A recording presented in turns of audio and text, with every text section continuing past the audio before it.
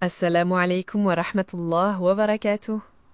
Aujourd'hui dans notre podcast Allah nous suffit, une sœur nous partage une douleur silencieuse, un mariage tant espéré qui n'a jamais eu lieu. Entre humiliation et leçons spirituelles, voici son histoire. J'ai fait le halal, j'ai respecté les étapes, j'ai prié, j'ai fait salat istikhara. Mais à 2 semaines du mariage, tout s'est écroulé.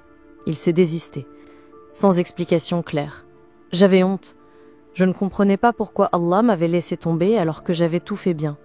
Ma remise en question est le retour à Allah. Je pleurais la nuit. Je ne voulais plus entendre parler du mariage. Mais un jour, j'ai entendu ce verset en audio. Il se peut que vous détestiez une chose alors que Allah y a mis un grand bien. Sourate Al-Baqarah, verset 216. J'ai compris, ce n'était pas un échec, c'était une protection.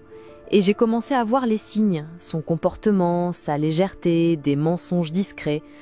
C'était Allah qui m'évitait un naufrage. Ce que j'ai appris, aujourd'hui, je ne suis pas mariée, mais je suis apaisée. Je travaille sur moi, je me forme, je fais du zikr, et surtout, je remets ma confiance entre les mains d'Allah.